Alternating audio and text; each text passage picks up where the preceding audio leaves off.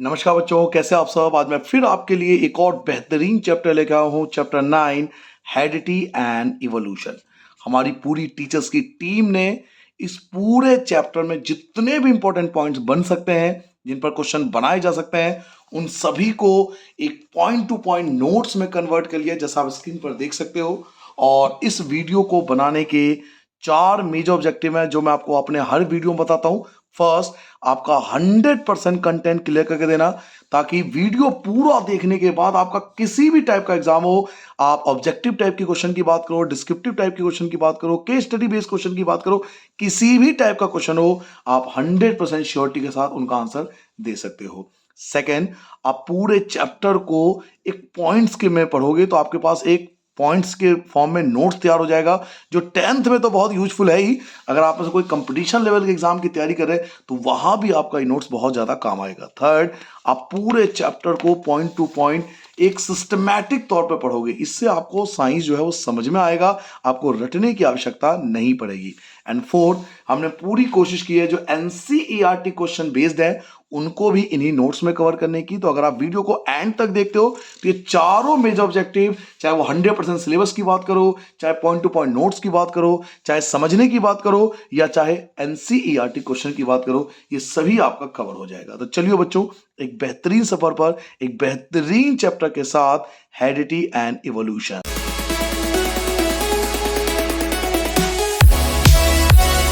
तो यहां से स्टार्ट करते हैं अपना ये बेहतरीन चैप्टर। और जैसे कि आपको पता है कि लेटेस्ट सिलेबस में जो इवोल्यूशन टॉपिक है ये आपका डिलीटेड है, तो इस वीडियो में हम कंप्लीटली हेरिडिटी के बारे में जानेंगे। और आपके सिलेबस में जितना कुछ है हेरिडिटी के बारे में, उन सब के बारे में आज हम स्टडी करेंगे। देखिए, हेरिडिटी में जानने से पहले हमें एक वर्ड जानना पड़ेगा, जेनेटिक। ये जेनेटिक क्या होता है? देखो बच्चों, साइंस के ना अलग अलग ब्रांच होते हैं। कुछ ब्रांच के नाम आपने सुन भी रखा होगा, जैसे न्यूरोलॉजी। तो न्यूरोलॉजी में क्या होता है कि ब्रेन की स्टडी करते हैं। कार्डियोलॉजी, कार्डियोलॉजी में हार्ट की स्टडी करते हैं। ऐसे ही साइंस का एक ब्रांच होता है जिसको हम बोलते हैं जेनेटिक। तो जेनेटिक में बेसिकली ना दो चीजों की स्टडी की जाती है, एक होती है हेरिडिटी और एक होती है वेरिएशन। जेनेटिक जो साइंस का ब्रांच मैं आपको बता रहा हूं, इसके अंदर दो चीजों की स्टडी की जाती है, पढ़ाई की जाती है। एक हेरिडिटी के बारे में और एक वेरिएशन के बारे में, जो इस चैप्टर का मेन पार्ट है। तो जेनेटिक क्या होता है? It is the study of heredity and variation. ये जेनेटिक का मतलब होता है स्टडी करना। किसकी स्टडी करना? हेरिडिटी और वेरिएशन। तो जब हम हेरिडिटी और वेरिएशन की स्टडी करते हैं तो डेट इज कॉल्ड जेनेटिक। अब आपके दिमाग में आएगा कि हेरिडिटी क्या होता है, जो आपके चैप्टर का नाम भी है हेरिडिटी। तो हेरिडिटी होता क्या है? तो सिंपल वर्ड में हेरिडिटी का मतलब होता है जो कुछ ट्रेट्स या कैरेक्टर एक जनरेशन से दूसरे जनरेशन में ट्रांसफर होते हैं। सिंपल वर्ड में भाई आप ये समझिए कि एक जनरेशन से दूसरे जनरेशन में ट्रांसफर होने वाले कैरेक्टर, एक जनरेशन से दूसरे जनरेशन में ट्रांसफर होने वाले कैरेक्टर को हेरिडिटी कहते हैं। ठीक है, एग्जाम्पल भी समझते जाना। द ट्रांसमिशन ऑफ कैरेक्टर, इसमें कैरेक्टर का ट्रांसमिशन होता है। कैरेक्टर को साइंटिफिक वर्ड ट्रेट्स बोलते हैं। कैरेक्टर एक इंग्लिश वर्ड है, बट ट्रेट्स एक साइंटिफिक वर्ड है। तो मोस्टली हम जो टीचर्स होते हैं वो ट्रेट्स को प्रेफर करते हैं। तो अगर आप ट्रेट्स वर्ड लिखोगे तो आपके आंसर की वैल्यू और ज्यादा बढ़ जाएगी। द ट्रांसमिशन ऑफ कैरेक्टर या traits from one generation to the next generation. जब एक जनरेशन से दूसरे जनरेशन में ट्रेट्स का ट्रांसफर होता है, कैरेक्टर का ट्रांसफर होता है, तो डेट इज कॉल्ड हेरिडिटी। उसे ही हेरिडिटी कहा जाता है। आप ऐसे समझिए कि माता पिता में किसी एक के जो बाल है वो घुंघराले हैं, समझते हो ना, घुंघराले बाल। और उनमें से कोई, उनका जो बच्चा हुआ उनमें से किसी एक बच्चे के जो बाल हैं वो भी घुंघराले हैं। तो ये वो कैरेक्टर है जो एक जनरेशन से दूसरे जनरेशन में ट्रांसफर हुआ है। आप स्किन की कलर की बात करो तो स्किन का कलर कैसे ट्रांसफर होता है ये भी आपको समझाता हूं। मान लीजिए एक इंग्लिश मैन है, इंग्लिश मैन मतलब अंग्रेज, अंग्रेज ने शादी कर ली अंग्रेजन से। ठीक है, तो अब दोनों का जो फेशियल कलर हो वो व्हाइट होगा, दोनों का बॉडी जो कलर होगा वो व्हाइट होगा। तो 100% जब दोनों का ही कलर जो है व्हाइट होगा, तो उनके बच्चे जो होंगे वो भी उसी कलर के होंगे। तो ये जो ट्रेट्स या ये वो कैरेक्टर है जो एक जनरेशन से दूसरी जनरेशन में ट्रांसफर होता है, that is called heredity. Heredity पता लग गया? ऐसे कैरेक्टर या ट्रेट्स जो एक जनरेशन से दूसरी जनरेशन में ट्रांसफर होता है उनको हेरिडिटी कहा जाता है। अगला टॉपिक आता है वेरिएशन। What is variation? फिर वेरिएशन क्या होता है? तो ऐसा नहीं है कि सारे कैरेक्टर ही ट्रांसफर होंगे, ऐसा भी नहीं है कि माता पिता के सारे कैरेक्टर बच्चों में ट्रांसफर होंगे। तो माता पिता से यानी पेरेंट से उसकी जो नेक्स्ट जनरेशन है उनके कैरेक्टर में आने वाला डिफरेंस, इन दोनों के कैरेक्टर में आने वाला डिफरेंस, देखो जो कैरेक्टर ट्रांसफर हो गए, जो सिमिलर कैरेक्टर ट्रांसफर हो गए, दैट इज कॉल्ड हेरिडिटी। लेकिन ऐसा भी नहीं है कि सारे के सारे कैरेक्टर बच्चे को मिलेगा। तो माता पिता से यानी पेरेंट से बच्चों के कैरेक्टर में आने वाले जो डिफरेंस होते हैं दैट इज कॉल्ड वेरिएशन। इसको वेरिएशन बोला जाता है कि जी एक जनरेशन से नेक्स्ट जनरेशन के ट्रेड्स में आने वाला गैप। तो इसका आंसर आप क्या लिखोगे? The difference in the character, character का डिफरेंस या ट्रेड्स का difference between the parents and offspring. Parents मतलब माता पिता और ऑफस्प्रिंग होता है नेक्स्ट जनरेशन, हमारे बच्चों को ऑफस्प्रिंग बोलेंगे। The difference in the character, character का डिफरेंस या ट्रेड्स का difference between the parents and offspring, parents से ऑफस्प्रिंग के बीच जो कैरेक्टर का डिफरेंस होता है दैट इज कॉल्ड वेरिएशन।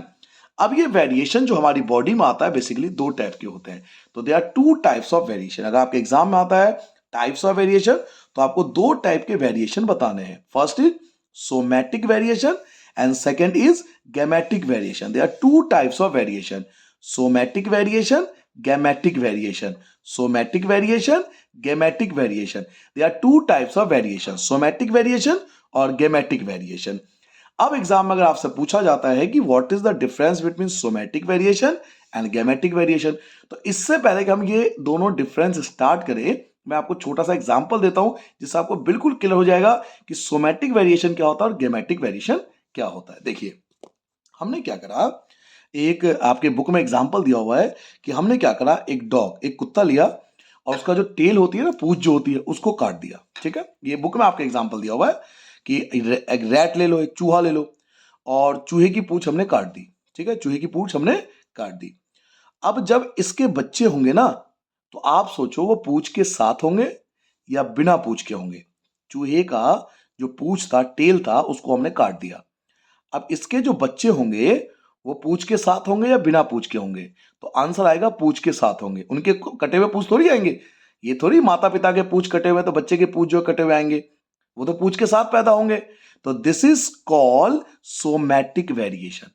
ऐसा वेरिएशन जो एक जनरेशन से दूसरी जनरेशन में ट्रांसफर नहीं होता, ऐसा गैप या ऐसा वेरिएशन जो एक जनरेशन से दूसरे जनरेशन में ट्रांसफर नहीं होता, that is called somatic variation.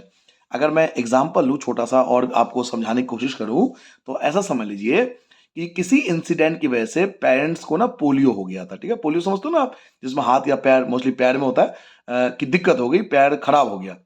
तो ये जरूरी नहीं है कि उसके बच्चे होंगे तो उसके पैर खराब होंगे। तो ये जो वेरिएशन आया जब एक पेरेंट से दूसरे जनरेशन में जो कैरेक्टर ट्रांसफर नहीं हुआ उसे बोलते हैं सोमैटिक वेरिएशन। लेकिन अभी मैंने स्किन का कलर लिया था, स्किन के कलर मैंने आपको बता दिया था कि अंग्रेज ने अंग्रेजन से शादी करी तो 100% श्योरिटी है कि उनके बच्चे भी उन्हीं कलर के होंगे, व्हाइट कलर के होंगे। तो this is called gametic variation. हमारा जो स्किन का कलर होता है ना वो गैमेटिक वेरिएशन होता है। हमारे स्किन का कलर गैमेटिक वेरिएशन होता है। ठीक है, और सोमैटिक वेरिएशन होता है जो अगली पीढ़ी में ट्रांसफर नहीं होता है। तो क्या क्या डिफरेंस है वन बाय वन मैं आपको समझाता हूं। Take place in the body cell, ये वेरिएशन वो होता है जो कि बॉडी के सेल में आता है। शरीर की कोशिकाओं में जो वेरिएशन आती है उसे सोमैटिक वेरिएशन कहते हैं। जबकि गैमेटिक वेरिएशन क्या होता है, तो take place in the gametes, और गैमेट्स याद होगा आपको, स्पर्म। लड़कों के लिए गैमेट्स क्या होता है, स्पर्म, और लड़कियों के लिए गैमेट्स क्या होती है, ओवम। तो take place in the gametes या रिप्रोडक्टिव सेल, तो रिप्रोडक्टिव सेल में या गैमेट्स में जो डिफरेंस आएगा, रिप्रोडक्टिव सेल या गैमेट्स में जो वेरिएशन आएगा that is called gametic variation. जो सोमैटिक वेरिएशन होता है वो नेक्स्ट जो जनरेशन होती है उसमें ट्रांसफर नहीं होती है। नाइदर इनहेरिटेड नो ट्रांसमिटेड, इस लाइन का मतलब है ना तो ये इनहेरिटेड होती है, ना तो ये आपके बच्चों तक जाएगा, और नो ट्रांसमिटेड, और ना ही उनके बच्चों तक जाएगा। तो ना तो ये इनहेरिटेड होगा और ना ही ट्रांसमिटेड होगा। जबकि गैमेटिक वेरिएशन क्या होती है, इनहेरिटेड भी होती है और ट्रांसमिटेड भी होती है, यानी वो आपके अंदर भी आया है और आपके बच्चों में भी ये गैप जाएगा। तो दो टाइप की वेरिएशन है, सोमैटिक और गैमेटिक। इन दोनों डिफरेंस के अलावा और भी डिफरेंस है जो मैं आपको नेक्स्ट पेज पे लेके आता हूं। एक और डिफरेंस आप बता सकते हो कि जो सोमैटिक वेरिएशन होता है also known as acquired traits, इसे एक्वायर्ड ट्रेड्स कहते हैं। आपकी बॉडी ने उसे एक्वायर किया है, also known as acquired traits, इसको एक्वायर्ड ट्रेड्स कहते हैं। और जो गैमेटिक वेरिएशन होता है also known as inherited traits, इसको इनहेरिटेड ट्रेड्स के नाम से भी जाना जाता है। जो गैमेटिक वेरिएशन होता है इसको एक्वायर्ड ट्रेड्स कहते हैं, सॉरी जो सोमैटिक वेरिएशन होता है उसको एक्वायर्ड ट्रेड्स कहते हैं, और जो गैमेटिक वेरिएशन होता है उसको इनहेरिटेड ट्रेड्स कहते हैं। यहां पे एग्जांपल भी दिया गया है, बोरिंग ऑफ पिना। अब बोरिंग ऑफ पिना का मतलब आप ऐसे समझिए, मैं इस तरह समझाता हूं कि माता के और पिता के जो पिना होती है ना कान, उनको छेदा गया है। अक्सर आपने देखा हो लड़कियों को तो सबके कान छेदे होते हैं, लड़कियों को तो सबके कान छेदे होते हैं, आजकल लड़कों के भी कान छेदे होते हैं।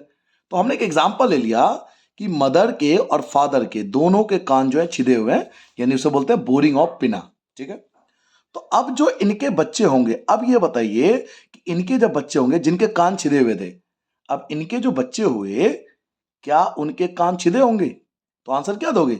नहीं भाई, उनके कान थोड़ी छिदे होंगे। ये थोड़ी माता पिता के अगर बोरिंग ऑफ पिना है, यानी उनके कान में जो है छिद्र किया गया था ज्वेलरी वगैरह डालने के लिए, माता पिता के दोनों के कान छिदे हुए थे, तो उनके जो बच्चे होंगे वो ऐसा थोड़ी है कि वो उनके कान छिदे हुए पैदा होंगे, ऐसा तो नहीं है। तो ये कैरेक्टर अगली पीढ़ी में ट्रांसफर नहीं हुआ, ये कैरेक्टर अगली पीढ़ी में ट्रांसफर नहीं हुआ, that is called somatic variation. एक और एग्जांपल ले लो, cutting of tail of in a dog. अब मैंने आपको कुत्ते का एग्जांपल लिया था कि बाई चांस किसी एक्सीडेंट की वजह से किसी कुत्ते की पूंछ जो है कट गई। अब जब उसके बच्चे होंगे तो ये जरूरी थोड़ी है कि उस वो जो बच्चे होंगे उसके पूंछ कटी हुई होंगी।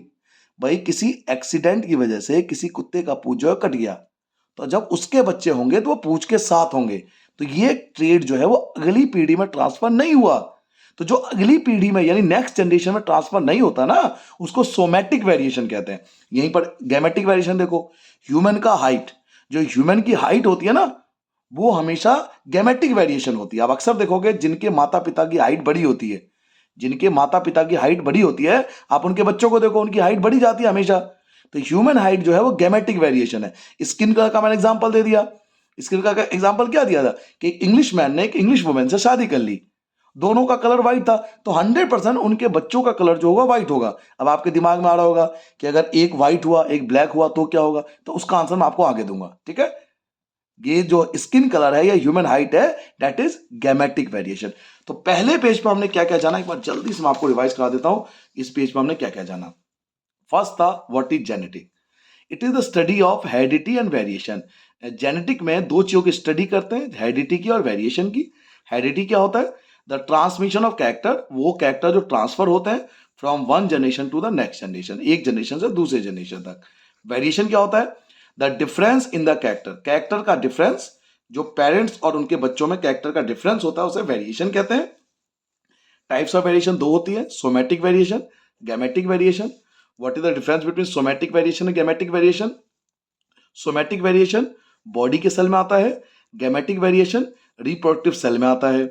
सोमैटिक वेरिएशन ना तो इनहेरिटेड होती है ना ये ट्रांसमिटेड होती है, गैमेटिक वेरिएशन इनहेरिटेड भी होती है और ट्रांसमिटेड भी होती है। सोमैटिक वेरिएशन को एक्वायर्ड ट्रेट्स के नाम से जाना जाता है, गैमेटिक वेरिएशन को इनहेरिटेड ट्रेट्स के नाम से जाना जाता है।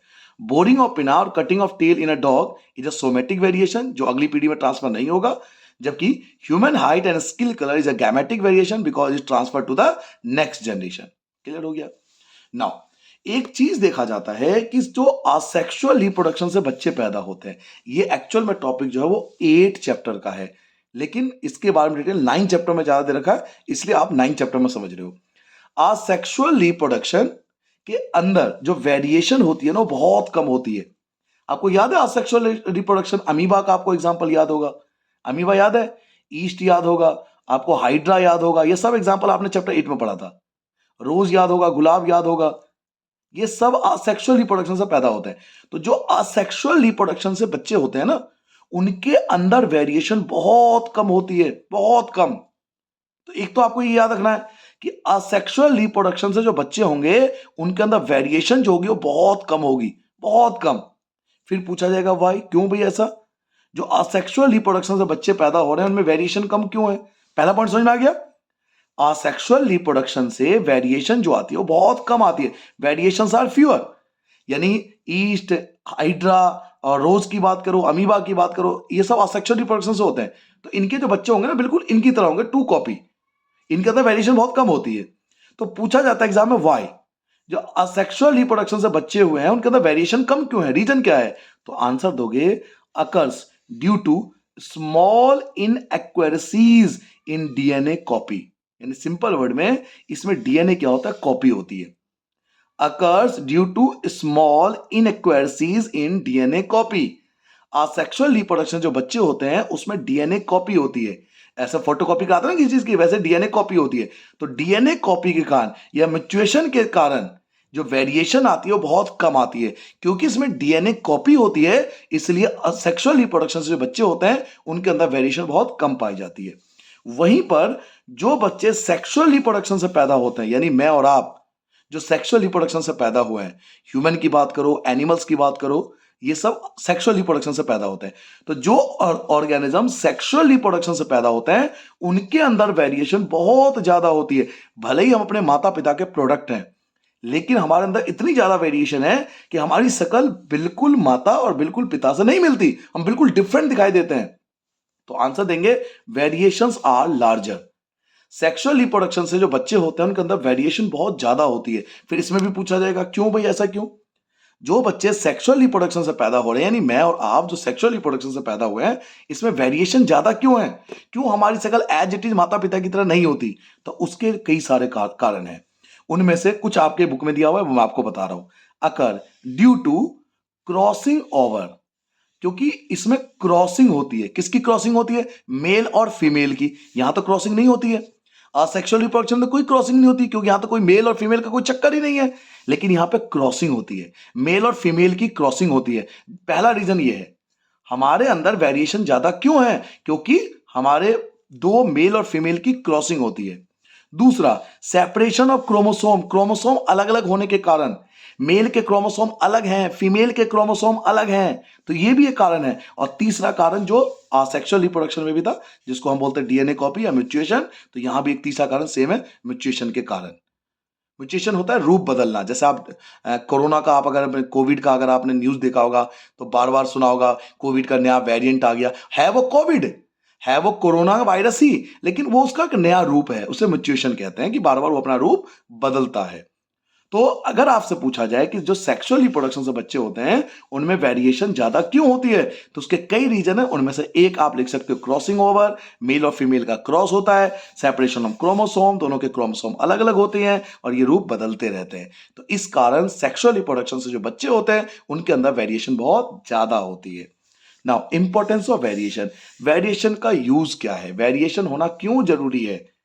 ह्यूमन में, एनिमल्स में, प्लांट्स में वेरिएशन होना क्यों जरूरी है? तो इसका आंसर हम यहां पढ़ेंगे।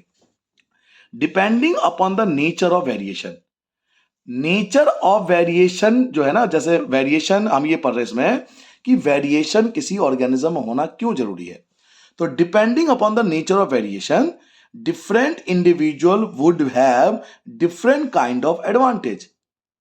अलग अलग ऑर्गेनिज्म को अलग अलग एडवांटेज मिलता है वेरिएशन होने से। अब आप कहोगे क्या एडवांटेज मिला? भाई अगर मेरे माता पिता और मेरे अंदर वेरिएशन है, आपके माता पिता और आपके अंदर वेरिएशन है, तो आपको क्या एडवांटेज मिला?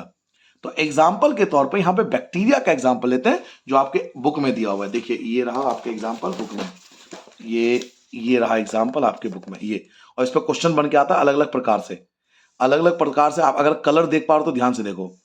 ये थे दो पार्ट बने, लेकिन देखिए इसका कलर देखिए अलग था, तो थोड़ा सा वेरिएशन आया। ये इसके अंदर ये वेरिएशन आया। फिर इसके दो बच्चे हुए तो ये देखिए ये दोनों सेम बने, लेकिन इसका कलर अलग हो गया, इसका कलर अलग हो गया। फिर इसके अंदर वेरिएशन हुआ तो ये तो लगभग सेम है, लेकिन इसका देखिए ये कलर बदल गया। तो ये वेरिएशन का एडवांटेज क्या है, फायदा क्या है? तो पहले पॉइंट में आप लिखोगे कि वेरिएशन का पहला एडवांटेज ये है कि अलग अलग इंडिविजुअल को ना अलग अलग एडवांटेज मिलता है। क्या एडवांटेज मिलता है? तो एग्जांपल देंगे, थर्मोस्टैटिक बैक्टीरिया, गर्मी में रहने वाले bacteria, that can with stand heat, जो हीट को सहन कर सकता है। Thermostatic bacteria that can withstand heat will survive better. वो सर्वाइव कर सकता है इन अ हीट वेव, जब बहुत ज्यादा गर्मी होगी पृथ्वी पर तो सर्वाइव कर जाएगा। चलिए इस चीज को मैं आपको एक एग्जांपल समझाता हूं। देखिए एक है बैक्टीरिया, ये बैक्टीरिया है जो कि ना ठंडे प्रदेश में रहता है, कोल्ड एरिया में रहता है, कोल्ड रीजन में रहता है। लेकिन ये किसी के पैर के साथ दो जगह बट गया। एक जगह रह एक आ गया हीट वाले जगह में, गर्मी वाले जगह में, और एक वो कोल्ड रीजन के पास ही है, ठीक है। अब हीट वाला बैक्टीरिया, इसके अंदर वेरिएशन हुई होती गई, और इनके बच्चों ने हीट को सहन करना शुरू कर दिया, गर्मी को रहना ठीक कर लिया। जबकि कोल्ड वाले के अंदर वेरिएशन हुई, लेकिन केवल कोल्ड के लिए, वो कोल्ड में रहना सीख रहे हैं। अब मान लीजिए कल को अर्थ का टेम्परेचर बहुत ज्यादा बढ़ गया, पृथ्वी का टेम्परेचर बहुत ज्यादा बढ़ गया, तो इनके रहने की संभावना ज्यादा होगी ना, ये जीवित रहेंगे, जबकि सारे मर जाएंगे। तो वेरिएशन का फायदा हुआ ना, बने तो इसी से थे।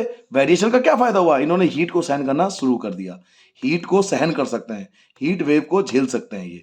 तो ये फायदा है वेरिएशन का, कि हमारी सर्वाइव होने की पावर जो है बढ़ जाती है। तो यही समझाने की कोशिश की है कि depending upon the nature of variation, variation के नेचर के हिसाब से different individual would have different kind of advantage. अलग अलग ऑर्गेनिज्म को अलग अलग एडवांटेज मिलता है। जैसे थर्मोस्टैटिक बैक्टीरिया जो है दैट कैन विथस्टैंड हीट, जो कि हीट को सहन कर सकता है, विल सर्वाइव बेटर, वो अच्छे से सर्वाइव कर सकता है इन हीट वेव, जब बहुत ज्यादा गर्मी होगी। दूसरा एडवांटेज, मेन एडवांटेज वेरिएशन का ये होता है टू स्पीसीज को क्या, इज दैट, एक मिनट ठीक कर लू मैं, इज दैट, मेन एडवांटेज ये होता है बच्चों, is that it's increase the chances of its survival. इससे उसके सर्वाइवल होने के चांसेस बढ़ जाते हैं। अभी मैंने एक एग्जांपल दिया ना आपको, वेरिएशन से हमारे सर्वाइवल होने के चांस बढ़ते जाते हैं। एक बात बताइए, आज का जो क्लाइमेट है, क्या आपको प्रॉमिस कर सकते हो कि 100 साल बाद, 150 साल बाद, 200 साल बाद, 1000 साल बाद क्लाइमेट ऐसे ही रहेगा? क्लाइमेट चेंज होगा। तो कौन सा ऑर्गेनिज्म जिंदा रहेंगे जो उस क्लाइमेट को अडेप्ट कर पाएंगे? तो वेरिएशन होना इसलिए जरूरी है ना, ताकि हम क्लाइमेट को अडेप्ट कर पाए, सिचुएशन को झेल पाए। तो इस वेरिएशन होने से क्या होता है, हमारे सर्वाइवल होने के चांस बढ़ जाते हैं इन अ चेंजिंग एनवायरमेंट। जैसे जैसे समय बीतेगा, एनवायरमेंट चेंज होगा, तो सर्वाइव वही कर पाएगा जो उस एनवायरमेंट को अडेप्ट करेगा। तो वेरिएशन होने से हमारे सर्वाइवल होने के चांसेस बढ़ते जाते हैं, ठीक है। अब देखते हैं इस पेज पर हमने क्या पढ़ा। ये पेज खत्म हो गया, तो जल्दी से एक बार रिवाइज करा देता हूं। इस पे मैंने आपको बताया कि जो बच्चे असेक्सुअल रिप्रोडक्शन से पैदा होते हैं, उनके अंदर वेरिएशन जो होती है बहुत कम होती है। क्यों कम होती है? क्योंकि इसमें डीएनए की कॉपी होती है, और डीएनए कॉपी के कारण इसमें वेरिएशन बिल्कुल ना के बराबर होता है। जबकि जो सेक्सुअल रिप्रोडक्शन से बच्चे होते हैं, उनके अंदर वेरिएशन बहुत ज्यादा होती है। तो ज्यादा क्यों होती है? तो उसके कई रीजन है। एक तो मेल और फीमेल का क्रॉस होता है, सेपरेशन ऑफ क्रोमोसोम्स होते हैं, और म्यूटेशन भी पाई जाती है। वेरिएशन होना क्यों जरूरी है? अलग अलग ऑर्गेनिज्म को नेचर के हिसाब से वेरिएशन के अलग अलग एडवांटेज मिलते हैं। थर्मोस्टैटिक बैक्टीरिया बहुत अच्छे से सर्वाइव कर सकता है हीट वेव के अंदर। मेन एडवांटेज वेरिएशन का ये मिलता है स्पीसीज को कि वो अपने रहने के चांस को इंक्रीज कर लेता है, अपने सर्वाइवल होने के चांसेस को इंक्रीज कर लेता है चेंजिंग एनवायरनमेंट के साथ, ठीक है। तो यहां तक जो था वो ना बेसिक कॉन्सेप्ट था आपका, जो आपका स्टार्टिंग था चैप्टर से, जेनेटिक और हेरिडिटी वेरिएशन, जो बेसिक था वो यहां पे खत्म होता है। उसके बाद एक महान साइंटिस्ट के बारे में आपके बुक में है, वो है who is the father of genetic. जो पहले स्टार्ट किया था पहला टॉपिक जेनेटिक के बारे में, तो who is the father of genetic, genetic के फादर किसे कहा जाता है? तो Gregor John Mendel. Gregor John Mendel को जेनेटिक के फादर कहा जाता है क्योंकि इन्होंने 1882 से 1884 के बीच में कुछ ऐसे एक्सपेरिमेंट मैगजीन में, न्यूज़पेपर में छापे थे जिसने दुनिया के सभी साइंटिस्टों को सोचने पे मजबूर करा था। तो he is called the father of genetic. Who is the father of genetic? Gregor John Mendel. Gregor John Mendel ने प्लांट सेलेक्ट किया था अपने एक्सपेरिमेंट के लिए। तो आपसे क्वेश्चन पूछा जाएगा, plant selected bye Mendel. Mendel ने कौन सा प्लांट सेलेक्ट किया था अपने एक्सपेरिमेंट के लिए? तो Pisum sativum. Pisum sativum scientific name होता है मटर के पौधे को, मटर के पौधे का वैज्ञानिक नाम होता है पाइसम सेटाइवम। तो plant selected bye Mendel, Mendel ने कौन सा प्लांट सेलेक्ट किया था? तो गार्डन पी, यानी मटर का पौधा चुना था उन्होंने, और उसका साइंटिफिक नेम होता है पाइसम सेटाइवम।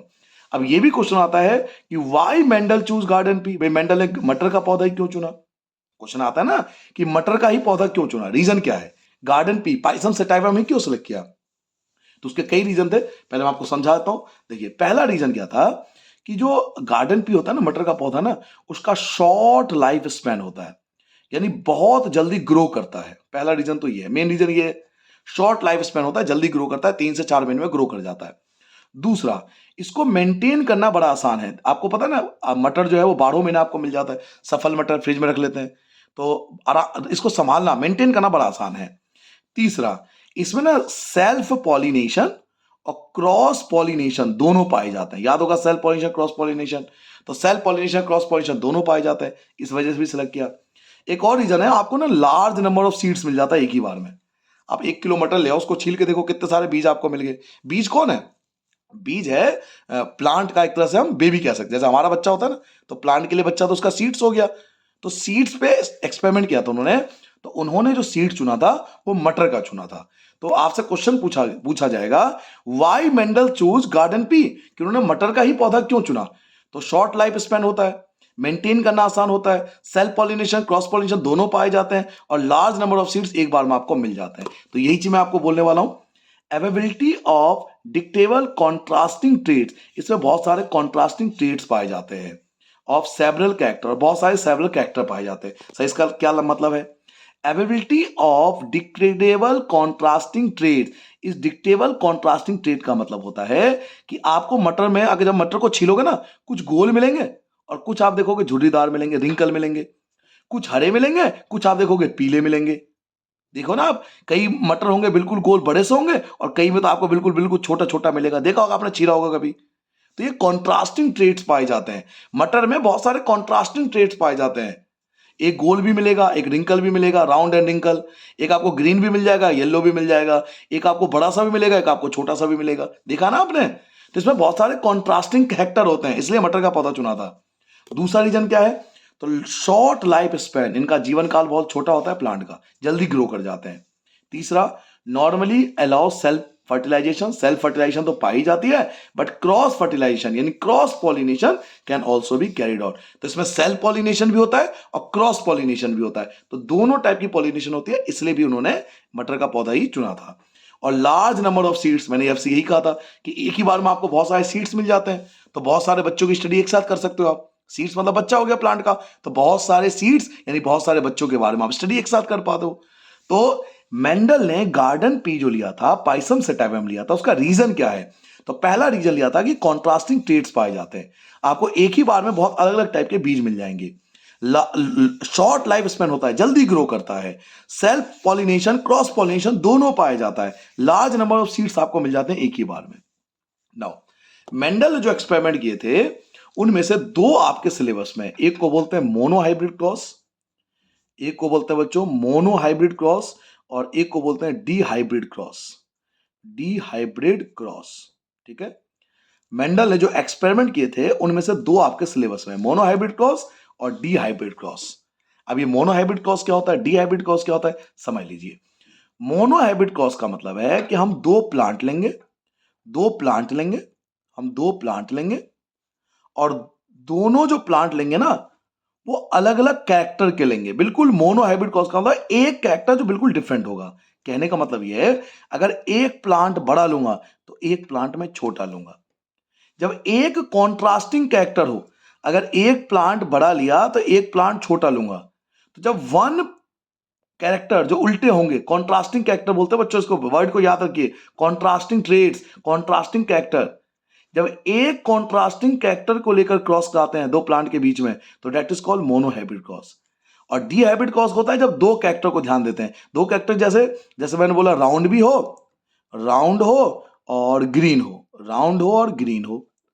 और दो कैरेक्टर हो गए ना, राउंड भी होना चाहिए और ग्रीन भी होना चाहिए, और रिंकल हो, रिंकल हो और येलो हो, तो दो कैरेक्टर इसके हो गए।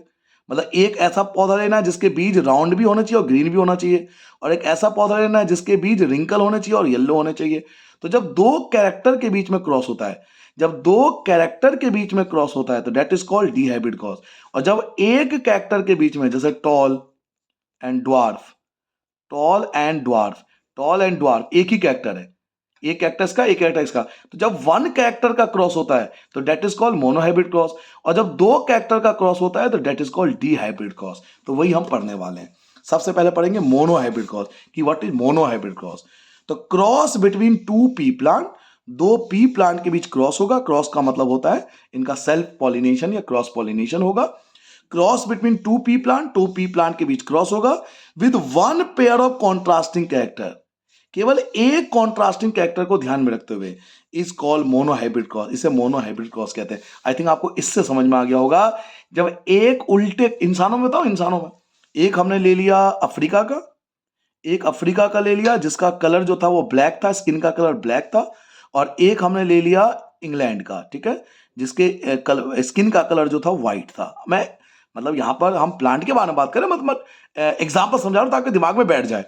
तो एक का कलर ब्लैक है, एक का कलर व्हाइट है, अब इनका क्रॉस कर रहे हो। एक के स्किन का कलर ब्लैक है, एक के स्किन का कलर व्हाइट है, अब इनके बीच क्रॉस होगा तो क्या होगा? ये ह्यूमन में हो गया, ब्लैक और व्हाइट कॉन्ट्रास्टिंग कैरेक्टर हो गए। ऐसे ही प्लांट में जब वन पेयर कॉन्ट्रास्टिंग कैरेक्टर लेंगे, उल्टे कैरेक्टर लेंगे, तो that is called monohybrid cross. ठीक है, अब इस पेज पर हमने क्या क्या जाना, जल्दी से मैं आपको समझा देता हूं। Who is the father of genetic? Gregor John Mendel. Mendel ने कौन सा प्लांट सेलेक्ट किया था? तो garden pea, Pisum sativum. Mendel ने गार्डन पी ही क्यों चुना था? पाइसम सेटाइवम प्लांट क्यों सिलेक्ट किया था? बिकॉज इसमें कॉन्ट्रास्टिंग ट्रेट्स पाए जाते हैं बहुत सारे। आपको राउंड मिल जाएगा, रिंकल मिल जाएगा, येलो मिल जाएगा, ग्रीन मिल जाएगा, आपको लार्ज सीड मिल जाएगा, स्मॉल सीड मिल जाएगा। तो डेट इज कॉन्ट्रास्टिंग कैरेक्टर। इसमें बहुत सारे कॉन्ट्रास्टिंग सेवरल कैरेक्टर पाए जाते हैं। शॉर्ट लाइफ स्पैन होता है, जल्दी ग्रो करता है। इसमें सेल्फ फर्टिलाइजेशन, क्रॉस फर्टिलाइजेशन दोनों पाए जाते हैं। लार्ज नंबर ऑफ सीड्स आपको एक ही बार में मिल जाएगा। तो these are the reason why Mendel selected garden pea और पाइसम सेटाइवम। ये वो रीजन है जो हमें बताता है कि मेंडल ने गार्डन पी ही क्यों सेलेक्ट किया था। Now what is monohybrid cross? मैंने आपको बताया कि मेंडल ने बेसिकली दो टाइप के एक्सपेरिमेंट आपको सामने रखे हैं, एक मोनोहाइब्रिड क्रॉस, एक डीहाइब्रिड क्रॉस। मोनोहाइब्रिड क्रॉस में one pair of contrasting character लेते हैं, एक कैरेक्टर एक दूसरे के उल्टे हो, इनके बीच क्रॉस कराते हैं। और डीहाइब्रिड क्रॉस में दो कैरेक्टर के बीच में क्रॉस होता है। तो पहले हम पढ़ेंगे मोनोहाइब्रिड क्रॉस, फिर हम करेंगे डीहाइब्रिड क्रॉस। मोनोहाइब्रिड क्रॉस में बताया मैंने, cross between two pea plant, दो पी प्लांट के बीच क्रॉस होगा with one pair of contrasting character, जिनका one pair of contrasting character होगा उसे बोलेंगे मोनोहाइब्रिड क्रॉस। जो मैंने example black colour, white colour या टॉल एंड ड्वार्फ देना चाह रहा हूं, वो मोनोहाइब्रिड क्रॉस का एग्जांपल है, जो अगले पेज पर हमें एग्जांपल के रूप में मिलने वाला है। तो देखिए मैंने एग्जांपल भी आपके लिए रखा है, ये रहा एग्जांपल आगे आपके सामने। देखिए एग्जांपल इसका, क्रॉस बिटवीन अ टॉल, एक टॉल प्लांट लेंगे, और एक ड्वार्फ। ड्वार्फ होता है बोना, छोटा, शॉर्ट भी लिख सकते हो, शॉर्ट प्लांट। तो एक टॉल प्लांट लेंगे, एक शॉर्ट प्लांट लेंगे। तो कॉन्ट्रास्टिंग कैरेक्टर मतलब उल्टा कैरेक्टर, बिल्कुल अपोजिट, उसे बोलते हैं कॉन्ट्रास्टिंग कैरेक्टर। तो जब one pair of contrasting character का क्रॉस होता है ना, तो that is called monohybrid cross. तो क्रॉस बिटवीन अ टॉल, एक टॉल प्लांट लेंगे, एंड एक ड्वार्फ प्लांट लेंगे, एक छोटा पौधा लेंगे, और उनका क्रॉस करेंगे, तो देखो क्या होता है। तो नेक्स्ट टॉपिक यही है, मोनोहाइब्रिड क्रॉस एक्सपेरिमेंट, कि कैसे मेंडल ने मोनोहाइब्रिड क्रॉस का एक्सपेरिमेंट किया था। तो सबसे पहले पेरेंट्स लेकर आएंगे, जिसमें एक टॉल प्लांट होगा, एक ड्वार्फ प्लांट होगा, एक लंबा पौधा होगा, एक बौना पौधा होगा। लंबे पौधे के गैमेट्स को कैपिटल टी से डिनोट किया गया है, और छोटे पौधे के गैमेट्स को स्मॉल टी से डिनोट किया गया है। ऐसा क्यों, ये भी बताता हूं। हमें इनमें से किसी एक को डोमिनेंट मानना पड़ता है। अब इसका डोमिनेंट क्या है, तो डोमिनेंट के बारे में हम आगे पढ़ेंगे। आप सिंपल वर्ड में समझ लो कि जब बच्चा पैदा होता है ना, तो अक्सर आपने दादी नानी के मुंह से सुना होगा, ये बच्चा ना अपने पापा पे गया है, अरे ये बच्चा अपने मामा पे गया है, अरे ये बच्चा अपनी मम्मी पे गया है, वगैरह ये वर्ड आपने सुने होंगे। तो उसे बोलते हैं डोमिनेंट। जिस पे बच्चा ज्यादा जाता है ना, जिसकी शक्ल ज्यादा मैच करती है, उसे बोलते हैं डोमिनेंट ट्रेट। और एक होता है रिसेसिव ट्रेट, जिससे बच्चा कम मैच करता है। ठीक है, तो टॉल प्लांट को कैपिटल टी से डिनोट करेंगे, ड्वार्फ प्लांट को स्मॉल टी से डिनोट करेंगे। इन गैमेट्स को सेपरेट करते हैं। क्यों सेपरेट करते हैं, इसके पीछे लॉ है, लॉ ऑफ सेग्रीगेशन, जो आप आगे पढ़ोगे। इनको आप अलग अलग कर दोगे, इसको भी आप अलग कर दोगे। अब इनका क्रॉस कैसे होता है, देखिए, फर्स्ट फर्स्ट के साथ, फर्स्ट फर्स्ट के साथ, और फर्स्ट सेकंड के साथ, फर्स्ट फर्स्ट के साथ, और फर्स्ट सेकंड के साथ। ऐसी सेकंड पे ध्यान दो, सेकंड फर्स्ट के साथ, और सेकंड सेकंड के साथ। चलिए मैं बना के आपको दिखाता हूं, ठीक है, मैं ही आपको बना के दिखा देता हूं कैसे बनाते हैं। आइए देखिए, मैंने क्या करा, पेरेंट्स लिया मैंने। कैसा पौधा लिया, एक लिया टॉल प्लांट, और मैंने क्रॉस कराया उसके ड्वार्फ प्लांट से, ड्वार्फ प्लांट। ठीक है, टॉल प्लांट का जो गैमेट्स है वो कैपिटल टी है, और ड्वार्फ प्लांट का जो है वो स्मॉल टी है, क्योंकि ये डोमिनेंट है, दिस इज कॉल्ड डोमिनेंट। एक को डोमिनेंट लेना पड़ता है और एक को रिसेसिव लेना पड़ता है, ठीक है। रीजन आपको बाद में बताऊंगा, ठीक है। नाउ इसके गैमेट्स को अलग करेंगे, कैपिटल टी अलग हो गया। इसके गैमेट्स अलग करेंगे, स्मॉल टी अलग हो गया। इसके पीछे भी रीजन है, लॉ ऑफ सेग्रीगेशन, जो आप चैप्टर में आगे पढ़ोगे। अब देखिए क्रॉस कैसे होता है। जब पहली पीढ़ी बनेगी ना, फर्स्ट जनरेशन, यानी इन दोनों प्लांट की जो पहली जनरेशन होगी, फर्स्ट जनरेशन, फर्स्ट वाला फर्स्ट के साथ तो capital T small T, first वाला सेकंड के साथ कैपिटल टी स्मॉल टी, ठीक है। फर्स्ट का काम खत्म। ध्यान से देखिए, फर्स्ट वाला फर्स्ट के साथ, फर्स्ट वाला सेकंड के साथ, सिंपल तो है, इसका काम खत्म। अब सेकंड पे ध्यान दो, सेकंड वाला फर्स्ट के साथ कैपिटल टी स्मॉल टी, और सेकंड वाला सेकंड के साथ यानी कैपिटल टी स्मॉल टी। अब आपने देखा कि 4 केसेस पॉसिबल है फर्स्ट जनरेशन में। फर्स्ट जनरेशन में 4 केसेस पॉसिबल है। अब मुझे बताइए, आपने डोमिनेंट किसको माना था? डोमिनेंट माना था टॉल को, तो टॉल वाला दिख रहा है ना, कैपिटल टी। तो हम बोलेंगे कि फर्स्ट जनरेशन में जो पौधे हुए ना, वो सारे के सारे टॉल हुए। टॉल क्यों बोल रहे हैं? बिकॉज हमने टॉल को डोमिनेंट माना है। तो पहली जनरेशन में जो बच्चे हुए थे ना, वो सारे के सारे टॉल हुए थे। इसे बोलते हैं फर्स्ट जनरेशन। क्या बोलते हैं इसको? First generation. पेरेंट्स लिया टॉल प्लांट, ड्वार्फ प्लांट, इसका गैमेट था कैपिटल टी, इसका गैमेट था स्मॉल टी। दोनों को सेपरेट कर लो, दोनों को सेपरेट कर लो। फर्स्ट वाला फर्स्ट के साथ, फर्स्ट वाला सेकंड के साथ, फर्स्ट वाला फर्स्ट वाला फर्स्ट वाला फर्स्ट वाला सेकंड वाला। तो ऐसे करके 4 केस बनेंगे आपके सामने, और फर्स्ट जनरेशन में सारे पौधे जो आएंगे वो टॉल होंगे, ठीक है। अब फर्स्ट जनरेशन से सेकंड जनरेशन पे आएंगे, तो पहले नोट देख लो आप, पहले नोट देख लो। अब हम फर्स्ट जनरेशन से ना सेकंड जनरेशन पे आएंगे, तो सेकंड जनरेशन के बच्चे देखो कैसे होंगे। हमने फर्स्ट जनरेशन के 2 पौधे ले लिए, ये हुए थे ना फर्स्ट जनरेशन के पौधे, हमने 2 ले लिए। फर्स्ट जनरेशन के 2 पौधे ले लिए, capital T small T, first generation के 2 पौधे लिए। फिर वही अलग अलग कर दो, कैपिटल टी स्मॉल टी, फिर वही फर्स्ट वाला फर्स्ट के साथ, फर्स्ट वाला सेकंड के साथ, सेकंड वाला फर्स्ट के साथ, सेकंड वाला सेकंड के साथ। तो आप देखोगे इसमें आएगा कैपिटल टी, एक में आएगा कैपिटल स्मॉल और स्मॉल, ठीक है। मैं करके दिखाता हूं आपको, मैं करके भी दिखा देता हूं।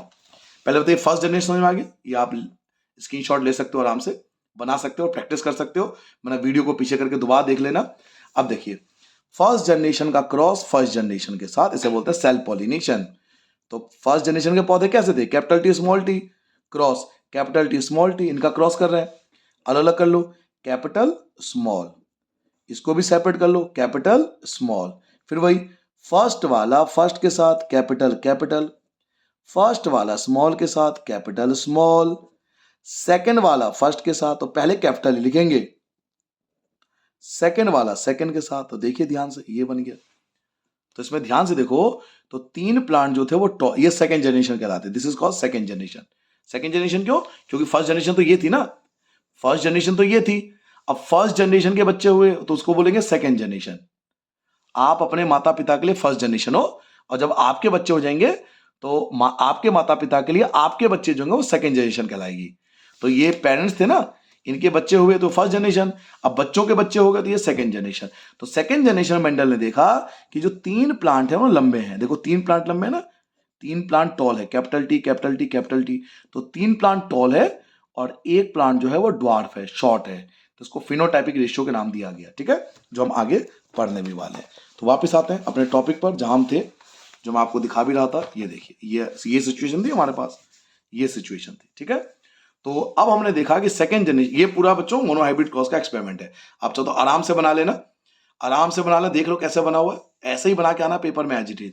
इसमें फिनोटाइपिक रेशियो हमें मिला, फिनोटाइपिक रेशियो क्या मिला? 3:1। यहाँ 3:1 का मतलब है 3 पौधे टॉल हुए और एक पौधा जो ड्वार्फ हुआ, तो 3:1, 3 टॉल और 1 ड्वार्फ। लेकिन अगर आप बहुत आराम से ऑब्जर्व करोगे ना, बहुत ध्यान से ऑब्जर्व करोगे, तो ऐसा नहीं है। एक पौधा लंबा नहीं, बहुत लंबा हुआ अपने दादाजी के पास, ऐसा हुआ था। देखो सेम, जो बिल्कुल पेरेंट्स लिए थे हमने स्टार्टिंग में, ऐसा हो गया। एक पौधा अपनी दादी की तरह, बिल्कुल देखो ऐसे सेम रहा, और 2 पौधे अपने मम्मी पापा की तरह हुए। तो अगर हम ध्यान से देखें तो एक पौधा बहुत लंबा, एक पौधा बहुत छोटा, और 2 पौधे एवरेज बड़े। तो 1:1, this is called genotypic ratio. क्या बोलते हैं इसको? Genotypic ratio. 1:2:1। 1 का मतलब है कैपिटल टी, दो का मतलब है कैपिटल स्मॉल, और एक का मतलब है स्मॉल स्मॉल, तो इसे बोलते हैं genotypic ratio. This is called phenotypic ratio, this is called genotypic ratio. ठीक है, इसकी डेफिनेशन भी आगे बताऊंगा मैं आपको चैप्टर के लास्ट में, बट इसको नॉर्मली साइंटिफिक वर्ड में बोलते हैं। फिनोटाइपिक रेशियो ये होता है 3 ये और 1 अकेला, और जीनोटाइपिक होता है ये अलग, ये दोनों अलग और ये अलग, इसे बोलते हैं जीनोटाइपिक रेशियो। तो ऑब्जर्वेशन ऑफ मोनोहाइब्रिड क्रॉस, आपको मोनोहाइब्रिड क्रॉस से सीखने को क्या मिला? जो मोनोहाइब्रिड क्रॉस हमने इतना सारा किया और फेनोटाइपिक जीनोटाइपिक आपने निकाला, इससे सीखने को क्या मिला? तो देखो क्या क्या सीखने को मिला। Observation of monohybrid cross, monohybrid cross से हमने क्या क्या ऑब्जर्व किया? हमने ऑब्जर्व किया ऑल F1 प्रोगेंसी, यानी F1 में जितने बच्चे हुए वह टॉल, वो सबके सब टॉल थे। नो मीडियम हाइट प्लांट, कोई मीडियम हाइट का और शॉर्ट नहीं था, सबके सब टॉल थे। लेकिन जब F2 की बात करें, F2 में क्या हुआ? 1/4 वर शॉर्ट, 4 में से एक जो था वो शॉर्ट था। F2 प्रोगेंसी में यानी सेकेंड जनरेशन में 1/4 जो थे शॉर्ट थे, यानी 4 में से एक छोटा था, जबकि 4 में से 3 जो थे वो टॉल थे। यही तो सीखने को मिला। और क्या सीखने को मिला? तो एक फिनोटाइपिक रेशियो सीखने को मिला। तो फिनोटाइपिक रेशियो क्या था? तो 3:1।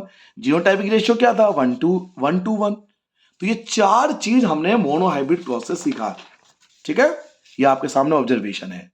अब मैं जल्दी से आपको रिवाइज करा देता हूं कि इस पेज पर हमने क्या जाना। इस पे हमने मोनोहाइब्रिड क्रॉस का एक्सपेरिमेंट करके देखा। Tall plant, dwarf plant, tall plant का gametes capital T, dwarf plant का गैमेट स्मॉल टी, दोनों को सेपरेट कर लो, दोनों को सेपरेट कर लो। फर्स्ट वाला फर्स्ट के साथ, फर्स्ट वाला सेकंड के साथ, सेकंड वाला फर्स्ट के साथ, सेकंड वाला सेकंड के साथ। तो ये 4 केस बनेंगे, और चारों केस में जो पौधे होंगे वो लंबे होंगे। फिर हमने इन दोनों को ले लिया, अलग अलग कर दो, इनको भी अलग कर दो, first first, first second, second first, second second. तो ये केस बनेगा जिसमें 3 प्लांट लंबे थे, एक प्लांट छोटा था, तो फिनोटाइपिक हो गया 3 और 1।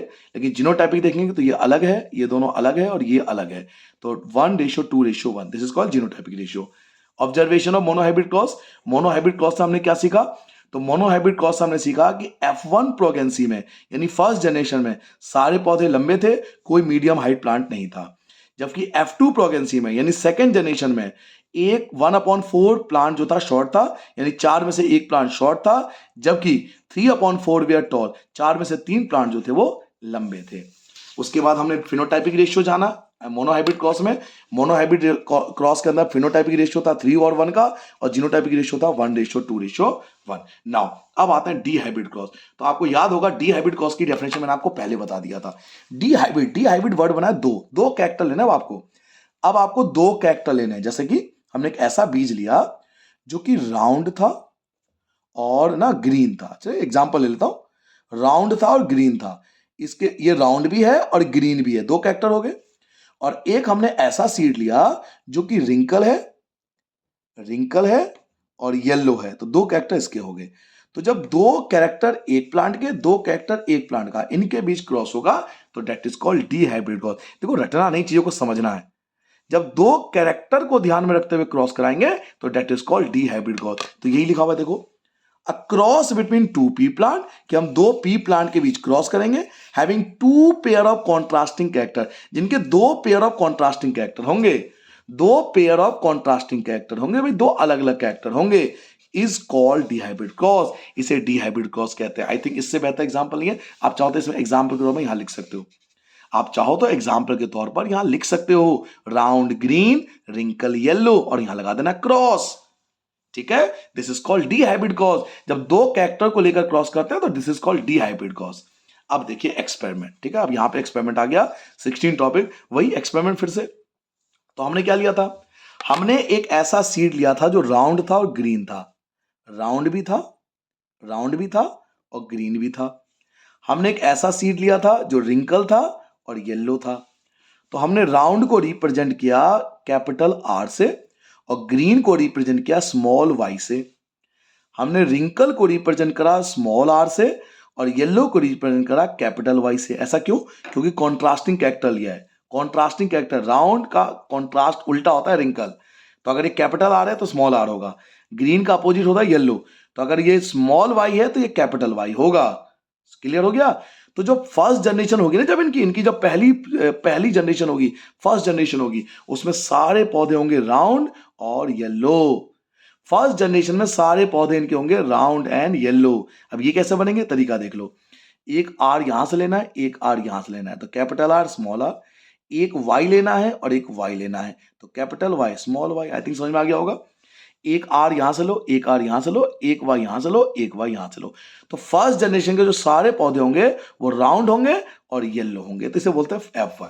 ये F1 बन गया। बड़ा सिंपल है, बहुत सिंपल है। आपको चाहो तो मैं पेज पे सिखा देता हूं, आपको मैं यहां सिखा देता हूं। लीजिए, हमने क्या लिया, राउंड और ग्रीन, है ना, दो कैरेक्टर लिए। हमने एक ऐसा सीड लिया जो राउंड भी है और ग्रीन भी है। Round capital R, green small Y, cross. हमने लिया रिंकल, रिंकल और येलो, ये लिया रिंकल, ये रिंकल, रिंकल भी होना चाहिए और येलो भी होना चाहिए। ठीक है, येलो भर देता हूं, बाई चांस येलो तो है भी मेरे पास, येलो ही है ना, हाँ, येलो भर भी दिया। ठीक है, हमने ऐसा सीड लिया, लग ग्रीन रहा, लेकिन चलिए आगे बढ़ते हैं। अब जो पहली जनरेशन होगी, अच्छा, रिंकल को लिखेंगे छोटा आर छोटा आर, येलो को लिखेंगे बड़ा वाई बड़ा वाई, तो जो फर्स्ट जनरेशन होगी ना ऐसा होगी। फर्स्ट जनरेशन, पहली ये तो पेरेंट्स है, इन्हें बोलते हैं पेरेंट्स, ये जनक है, जनक, पेरेंट्स। तो जो फर्स्ट जनरेशन होगी बच्चों, कैप एक आर यहां से लो, एक आर यहां से लो, एक वाई यहां से लो, एक वाई, तो कैपिटल वाई स्मॉल वाई।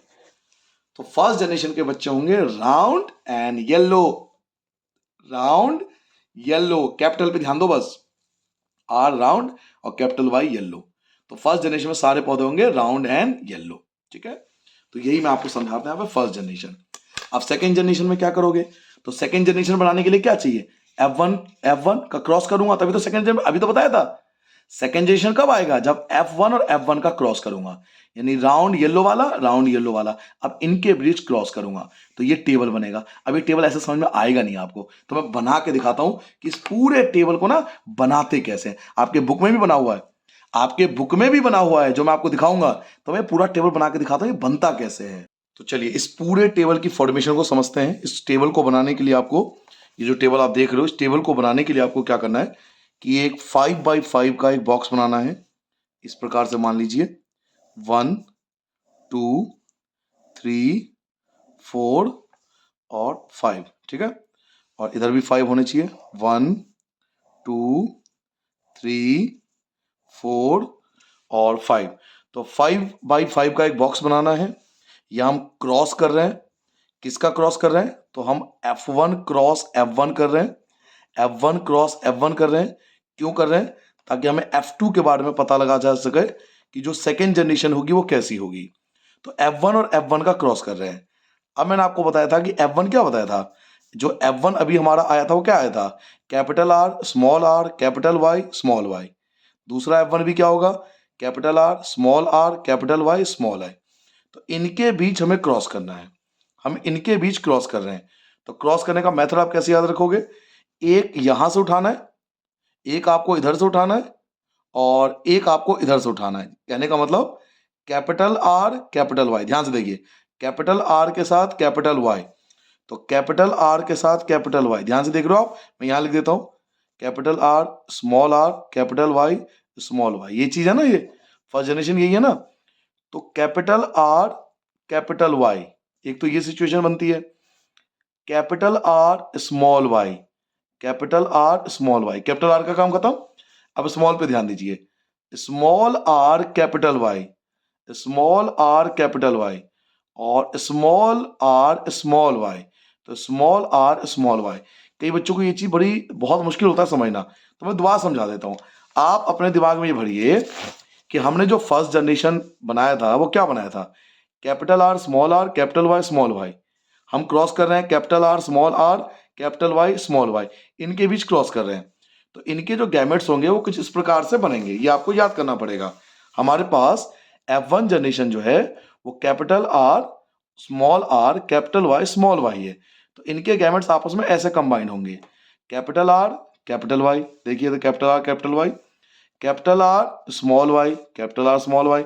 तो कैपिटल आर का काम खत्म, अब स्मॉल आर पे ध्यान दीजिए, तो small R capital Y, small R capital Y, small R capital Y और लास्ट में small R small Y, small R small Y. तो जैसे यहाँ पे 4 बने, ये तो इसके लिए बने, अब इसके लिए भी 4 केस बनेंगे सेम भाई, capital R capital Y, capital R capital Y, capital R small Y, capital R small Y, small R capital Y, small R capital Y, और small R small Y, small R small Y. तो जिस प्रकार से चार case पहले वाले के लिए बने थे F1 के लिए, ऐसे ही चार केस F1 के लिए। तो ये भी F1 है, ये भी F1 है, ये जो कंप्लीट आपने लिखा है ये चीज, ये F1 है, और ये भी जो आपने लिखा है ये भी F1 है। ठीक है, उन्हीं के गैमेट्स है ये गैमेट्स हैं जो सेपरेट होते हैं, इसे लॉ ऑफ सेग्रीगेशन बोलते हैं, जो आप आगे पढ़ोगे। तो F1 और F1 का हम क्रॉस कर रहे हैं, इसलिए यहां पे क्रॉस का साइन लगाते हैं कि आप F1 के गैमेट्स को, F1 ये F1 का गैमेट्स है और ये भी F1 का गैमेट्स है, तो F1 गैमेट्स और F1 गैमेट्स के बीच क्रॉस कर रहे हैं ताकि हम F2 निकाल सके। तो क्या क्या चांसेस बनते हैं देखिए, इनको इकट्ठा कीजिए।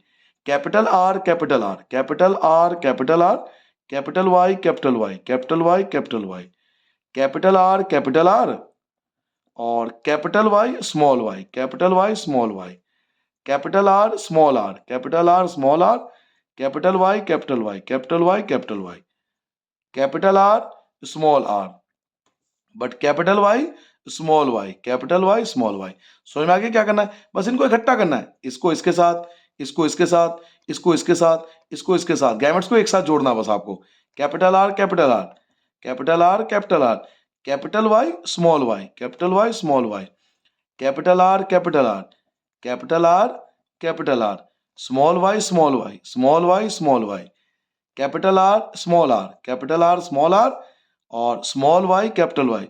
तो पहले कैपिटल लिखते हैं, capital Y small Y, capital R small R, और small Y small Y small Y small Y. ठीक है, फिर अब इसके इसके साथ चारों का combination, capital R small R capital R small R, capital Y capital Y capital Y capital Y, small R capital R, तो पहले कैपिटल फिर small, capital Y small Y capital Y small Y, capital R sorry small R capital Y capital Y. ठीक है, बस इनको जोड़ना है, small R small R small R small R, capital Y small Y capital Y small Y. अब इसके साथ चारों का कॉम्बिनेशन, तो क्या लिखा हुआ है यहाँ, स्मॉल आर कैपिटल आर, तो कैपिटल पहले स्मॉल बाद में, और capital Y small Y capital Y small Y, ऐसे ही capital R small R capital R small R, और small Y small Y small Y small Y. फिर इन दोनों करोगे तो cap small R small R small R small R, but capital Y small Y capital Y small Y, small R और small Y last में। तो ये बच्चों 16 केसेस बनते हैं जो आपके सामने है, और इसमें कोई हार्ड नहीं है। इन दोनों को जोड़ दीजिए, इन दोनों को जोड़ दीजिए, इन दोनों को जोड़ दीजिए, इन दोनों को जोड़िए, केवल जोड़ने का काम है। तो ये आपका पूरा टेबल बन जाएगा जो कि इस प्रकार से आपके सामने आएगा। ये देख रहे हो आप टेबल जो मैं आपको समझा रहा था, तो ये भी क्रॉस है, ये देखिए क्रॉस, ये क्रॉस का साइन है, और आप चाहो तो ऐसे इसे समझ सकते हो। ये पूरा टेबल मैंने आपको बना के इसलिए दिखाया क्योंकि बना बनाया आपको समझ में नहीं आता, तो मैंने बना के आपको दिखा दिया। तो ये केसेस बनते हैं, तो आपको इस प्रकार से 16 केसेस बनाने हैं। अगर आपसे आप पूछा जाए फिनोटाइपिक रेशियो कि F2 का फिनोटाइपिक रेशियो क्या आया, क्योंकि प्री बोर्ड में आया था अभी गवर्नमेंट स्कूलों के कि F2 का फिनोटाइपिक रेशियो क्या आएगा, तो वैसे तो आप डायरेक्ट याद भी कर सकते हो कि राउंड येलो 9 होंगे, राउंड ग्रीन 3 होंगे, रिंकल येलो 3 होंगे, और रिंकल ग्रीन 1 होगा। आप चाहो तो डायरेक्ट याद कर सकते हो कि फिनोटाइपिक रेशियो होता है 9:3:3:1, ये फिनोटाइपिक रेशियो होगा। Round green round yellow, round green round yellow, देख रहे हो, round round green round yellow, wrinkle green. तो आप चाहो तो इसे डायरेक्ट याद कर सकते हो, लेकिन मैं चाहूंगा कि आप ना टेबल को समझो कि ये 9:3:3:1 आया कैसे। तो मैं आपको समझाता हूं, यहां से समझाता हूं, देखिए शायद आपको समझ में आ जाएगा। केवल कैपिटल पे ध्यान दीजिए, राउंड येलो, याद कीजिए, राउंड येलो तो 1, राउंड येलो, केवल कैपिटल को देखो, round yellow 2, round yellow 3, round yellow 4, round yellow 5, round yellow, ये नहीं, देखिए ये राउंड येलो नहीं है, राउंड तो है लेकिन ये येलो नहीं है, ग्रीन है, कैपिटल वाई होना चाहिए, तो ये नहीं है, राउंड येलो, ये हो गया 6, ये नहीं है क्योंकि कैपिटल वाई नहीं है, राउंड येलो तो ये 7, राउंड येलो, ये 8, राउंड, ये राउंड नहीं है, ठीक है, राउंड ये भी नहीं है, राउंड येलो 9। तो जितने भी कैपिटल आर और कैपिटल वाई वाले थे, capital R capital Y, capital R capital Y, capital R capital Y, इनको बोलते हैं राउंड येलो। तो आपने देखा कि राउंड येलो वाले बीज जो थे वो 9 मिले, ठीक है। अब देखिए जो कट गए उनको छोड़ दीजिए, इसको क्या बोलेंगे, राउंड, और इसको क्या बोलेंगे, ग्रीन। कैपिटल आर क्या था, राउंड, स्मॉल वाई क्या था, ग्रीन। याद कीजिए, राउंड ग्रीन 1, देख रहे हो, मैं अलग से हाईलाइट कर देता हूं, राउंड ग्रीन 1, राउंड ग्रीन 2, ये राउंड ग्रीन है। उसके बाद ये राउंड ग्रीन नहीं है, ये भी राउंड ग्रीन नहीं है, राउंड और ग्रीन ये 3, तो 3 मिले, क्योंकि राउंड नहीं है, ये भी राउंड नहीं है, राउंड में कैपिटल आर होना चाहिए था। तो round green, round green, round green, 3 मिल गया आपको। तो राउंड और ग्रीन, ऐसे आपको राउंड ग्रीन वाले 3 मिल गए। क्लियर हो गया। अब राउंड येलो, राउंड ग्रीन खत्म, अब हम करेंगे रिंकल येलो। रिंकल येलो, याद कीजिए रिंकल को हमने स्मॉल आर से लिखा था और येलो को हमने कैपिटल वाई से लिखा था। तो स्मॉल आर और कैपिटल वाई वाला ढूंढते हैं, ठीक है। तो देखिए, ये देखिए, wrinkle yellow 1, wrinkle yellow 2, wrinkle yellow 3, ये रिंकल है लेकिन ये येलो नहीं है, ग्रीन है। तो wrinkle yellow 1, wrinkle yellow 2, wrinkle yellow 3, तो रिंकल येलो वाले 3 मिल गए। अब लास्ट होता है wrinkle green.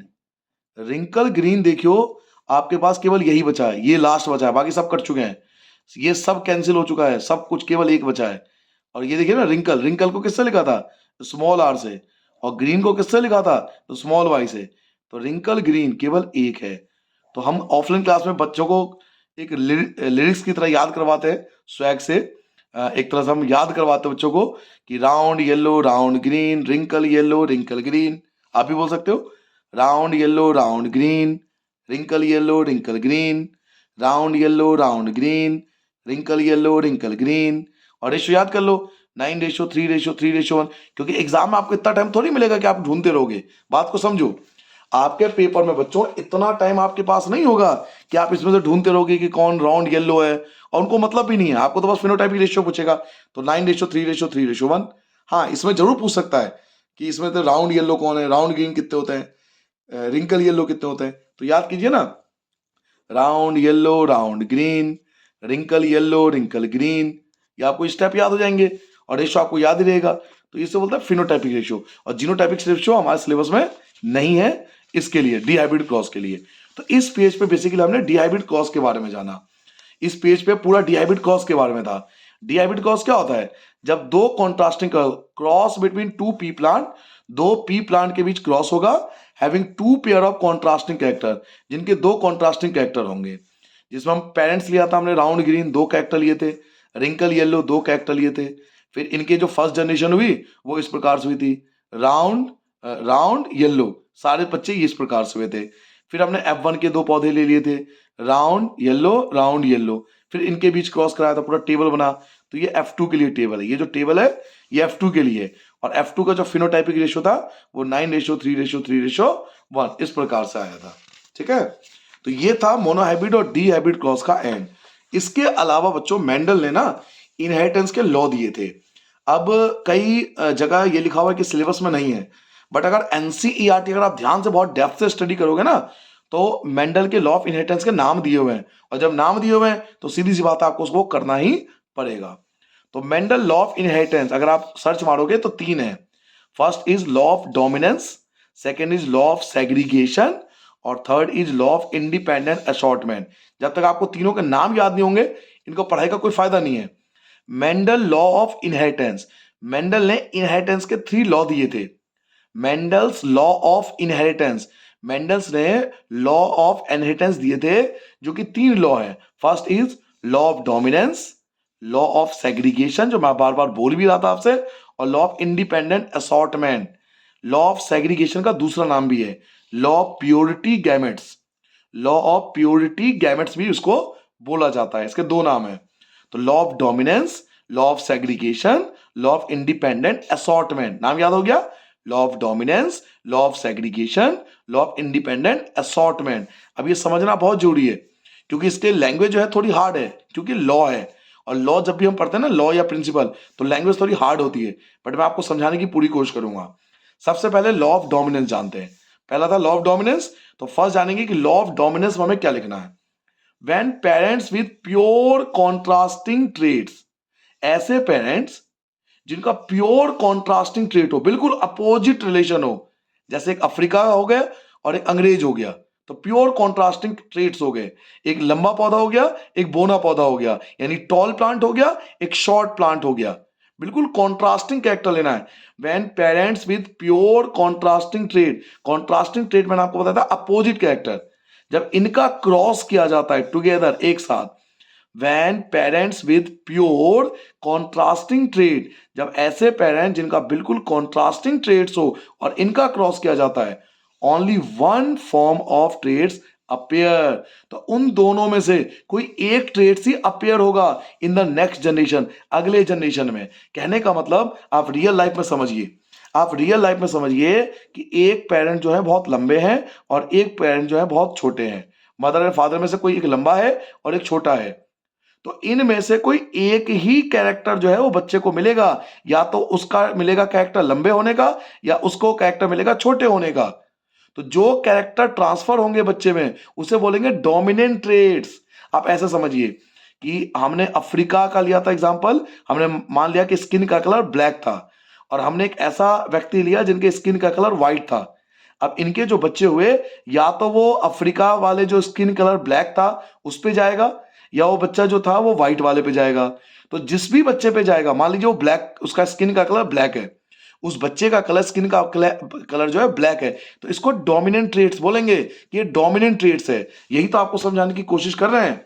Van parents with pure contrasting trait, जब ऐसे पेरेंट जिनके प्योर कॉन्ट्रास्टिंग ट्रेट्स होते हैं, उल्टे अपोजिट ट्रेट्स होते हैं, आर क्रॉस टुगेदर, एक साथ क्रॉस कराया जाता है, only one form of trait appear, तो उनमें से कोई एक ट्रेट ही अपियर होगा अगली जनरेशन में। द हाइब्रिड ऑफस्प्रिंग, ऑफस्प्रिंग होता है इसको, बच्चे को बोलते हैं offspring. The hybrid offspring will exhibit only the dominant trait, बच्चे में केवल वही ट्रेट दिखाई देगा जो डोमिनेंट होगा इन द फिनोटाइप, यानी इस बच्चे के अंदर, इस बच्चे के अंदर वही ट्रेट्स ज्यादा दिखाई देंगे जो डोमिनेंट होगा। अगर ब्लैक स्किन वाला डोमिनेंट ट्रेट्स है तो बच्चे का कलर, स्किन का कलर ब्लैक होगा। अगर व्हाइट स्किन का कलर वाला जो ट्रेट्स है वो डोमिनेंट है तो बच्चे का जो स्किन का कलर होगा वो व्हाइट होगा।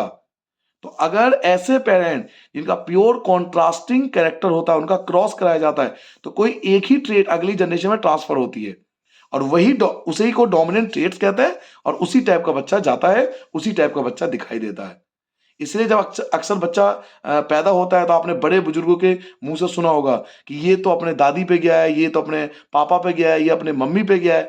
तो अगर वो बच्चे कहते हैं मम्मी पे गया है तो डेट मीन्स कि मम्मी का जो ट्रेट था वो डोमिनेंट था, यानी मम्मी के जो कैरेक्टर थे उस बच्चे में ज्यादा गए हैं, तो डोमिनेंट ट्रेट्स बोला जाता है उसको। Now law of segregation, law of segregation क्या होता है? तो ये स्टार्ट करने से पहले एक बात बताइए, जब भी मैं टी टी लिखता था तो आप याद है मैं ऐसे कर देता था, कैपिटल टी अलग कर देता था, है ना? और जब स्मॉल टी स्मॉल लिखता था क्या लिखता था? स्मॉल टी अलग कर दिया, स्मॉल टी अलग कर दिया। क्यों अलग किया भाई? किसने आपको बताया अलग क्यों करते हैं? Due to law of segregation. Law of segregation ऐसा कहता है कि ये गैमेट्स के जो कैरेक्टर वो अलग हो जाते हैं, जब क्रॉस होता है ना तो ये गैमेट्स से सारे अलग हो जाते हैं। During the formation of gametes, gametes जब बनते हैं, during the formation of gametes, gametes बनने के दौरान, ईच जीन, हर एक जीन जो होता है वो सेपरेट हो जाता है। देखो सेपरेट हो गया, फ्रॉम ईच अदर, एक दूसरे से सेपरेट हो जाता है।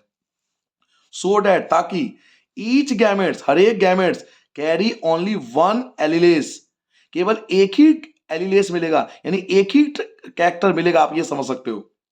हर एक जीन जो होगा वो अलग हो जाएगा, सेपरेट हो जाएगा। During the formation of gametes, gametes बनने के दौरान ईच जीन, हर एक जीन जो है वो सेपरेट हो जाएगा, सेपरेट हो गया फ्रॉम ईच अदर, एक दूसरे से। सो डैट, क्यों सेपरेट हो गया? ताकि ईच गैमेट, जो हर एक गैमेट्स है ना, कैरी ओनली वन एलिलेस, वो केवल एक ही एलिलेस, एलिलेस मतलब आप समझ सकते हो कैरेक्टर, फॉर ईच जीन, हर एक जीन के लिए केवल एक ही कैरेक्टर पाया जाता है। तो इसलिए जब अब अभी आप थोड़ी देर पहले ना आगे जाके आप पढ़ोगे ह्यूमन का हम क्या करेंगे कि यहाँ पर लिखेंगे एक्स एक्स और यहाँ लिखेंगे एक्स वाई, आपने स्कूल में करा भी होगा। फिर आप देखोगे मैं सेपरेट कर दूंगा, एक्स अलग हो जाएगा, एक्स अलग हो जाएगा और एक्स अलग हो जाएगा, वाई अलग हो जाएगा। तो ये सेपरेट क्यों कर रहे हैं? Due to law of segregation.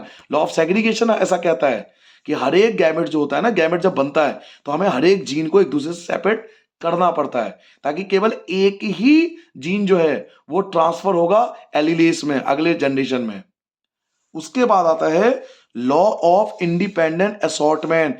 Law of independent assortment start करने से पहले इसका थोड़ा सा इसका मतलब समझो। लॉ ऑफ इंडिपेंडेंट असॉर्टमेंट कहता है कि भले ही हमें जो जीन मिले वो अपने मदर और फादर से मिले, भले ही हमें जीन जो मिले वो अपने मदर और फादर से मिले, लेकिन ये दोनों जब मिलते हैं ना तब भी ये एक दूसरे से इंडिपेंडेंट होते हैं। एक दूसरे से हर एक जीन अपने आप में एक दूसरे से इंडिपेंडेंट जीन है। इसे बोलते हैं law of independent assortment. Law of independent assortment कहता है कि हर एक जीन अपने आप में एक इंडिपेंडेंट कैरेक्टर है, इंडिपेंडेंट ट्रेट्स है। तो यहीं पे इसकी लैंग्वेज, इन तीनों की लैंग्वेज आप देखोगे तो थोड़ा डिफिकल्ट है, ये आपके लिए नहीं सबके लिए डिफिकल्ट है, लेकिन समझिए। लॉ ऑफ डोमिनेंस कहता है कि भाई जब एक कॉन्ट्रास्टिंग कैरेक्टर हमने क्रॉस कराया ऐसे पेरेंट्स का जिनका एक कॉन्ट्रास्टिंग कैरेक्टर था, तो केवल एक ही ट्रेट जो होगा वो नेक्स्ट जनरेशन में ट्रांसफर होगा। That is called law of dominance. Law of segregation कहता है कि हर एक जीन को सेपरेट होना पड़ता है, हर एक जीन सेपरेट हो जाता है। और लॉ ऑफ इंडिपेंडेंट असॉर्टमेंट कहता है कि भले ये जीन बाद में मिल जाते हैं लेकिन ये अपने आप में इंडिपेंडेंट है, ये इसके ऊपर प्रभाव नहीं डालेगा और ये इसको इफेक्ट नहीं करेगा, ये अपने आप में इंडिपेंडेंट होते हैं, एक दूसरे को इफेक्ट नहीं करते हैं। Mendel's law of independent assortment, Mendel का जो लॉ ऑफ इंडिपेंडेंट असॉर्टमेंट है स्टेट दैट, वो कहता है कि द एलिलेस ऑफ टू का मतलब है दो का, ये जो दो एक्स और एक्स की बात कर रहे थे, द एलिलेस ऑफ टू और मोर, दो या दो से ज्यादा का जो एलिलेस होगा डिफरेंट जीन का गेट सॉर्टेड इनटू गैमेट्स, वो दोनों मिलकर गैमेट्स बनाते हैं, लेकिन फिर भी वो इंडिपेंडेंटली होते हैं एक दूसरे से। कहने का मतलब ये है कि भले ही एक्स जो है ये मान लीजिए कि फीमेल का है और हमने एक्स मान लिया मेल का है, तो भले ये दोनों मिलके नया गैमेट्स बना है लेकिन फिर भी अपने आप में इंडिपेंडेंट होता है। ये जो डिफरेंट जीन होते हैं वो स्टोर्ड होते हैं, इकट्ठा हो जाते हैं इनटू गैमेट्स और गैमेट्स बनाते हैं, लेकिन फिर भी इंडिपेंडेंट होते हैं एक दूसरे से। इन अदर वर्ड, दूसरे शब्दों में, the alleles are gametes receive for one gene does not influence the alleles receive for another gene. यानी एक जीन दूसरे जीन को इफेक्ट नहीं करता है। In other words the alleles are gametes receive for one gene, एक gene से जो गैमेट्स रिसीव हुआ है does not influence the alleles receive for another gene. इस पूरी लाइन का मतलब है कि एक जीन से जो गैमेट्स रिसीव हुआ है वो दूसरे जीन के गैमेट्स को इफेक्ट नहीं करते हैं। ये दोनों जीन के जो गैमेट्स हैं भले ही मिल रहे हो लेकिन ये इंडिपेंडेंट होते हैं। सिंपल वर्ड में देखिए, आप इस टेबल से समझिए जो मैं आपको आगे पढ़ाऊंगा। ये जो है आपको दिख रहा है मेल का गैमेट्स है, मेल का गैमेट्स है ये, और ये सेपरेट हो गए लॉ ऑफ सेग्रीगेशन के कारण, और ये एक्स इस एक्स से मिल रहा है, तो इसे एलिलेस बोलते हैं, एलिलेस जीन बोलते हैं। ठीक है, अब ये एलिलेस जीन को ध्यान से देखिए, इसे एलिलेस जीन को ध्यान से देखिए। एक मेल का एक्स है और एक फीमेल का एक्स है, भले ये दोनों मिलकर एक हो गए लेकिन ये अपने आप में दोनों इंडिपेंडेंट हैं, एक दूसरे को इफेक्ट नहीं करते हैं। ये बोला जाता है लॉ ऑफ इंडिपेंडेंट असॉर्टमेंट के अंदर। तो जल्दी से बच्चों रिवाइज करा देता हूं कि हमने लॉ ऑफ इनहेरिटेंस में क्या क्या जाना। मेंडल के लॉ ऑफ इनहेरिटेंस में तीन लॉ आते हैं, law of dominance, law of segregation, law of independent assortment.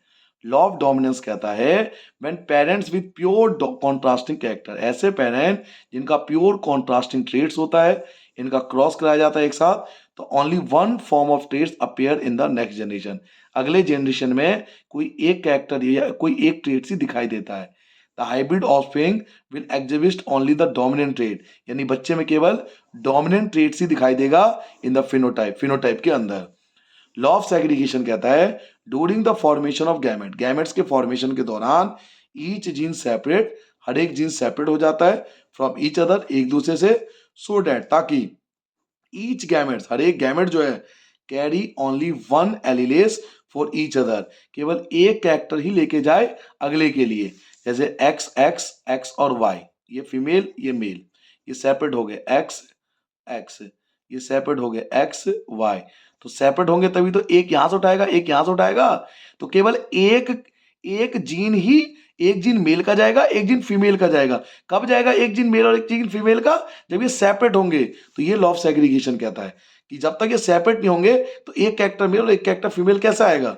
तो लॉ ऑफ सेग्रीगेशन कहता है कि गैमेट्स के फॉर्मेशन के दौरान हर एक जीन जो है सेपरेट हो जाता है एक दूसरे से, ताकि गैमेट्स कैरी करे ओनली वन एलिलेस, केवल एक एलिलेस को कैरी करे ईच जीन के लिए। लॉ ऑफ इंडिपेंडेंट असॉर्टमेंट कहता है कि भले ये दोनों, एक मेल का जीन है एक फीमेल का जीन है, दोनों मिलकर नया एलिलेस बनता है, लेकिन ये दोनों अपने आप में इंडिपेंडेंट होते हैं। Mendel law of independent assortment state that, Mendel का जो लॉ है इंडिपेंडेंट असॉर्टमेंट वाला, वो बताता है कि द एलिलेस ऑफ टू और मोर डिफरेंट जीन, जो डिफरेंट जीन का एलिलेस बनता है, गेट स्टोर्ड, वो इकट्ठे हो जाते हैं इनटू गैमेट्स इंडिपेंडेंटली, वो इकट्ठे होकर भी वो इंडिपेंडेंट होते हैं एक दूसरे से।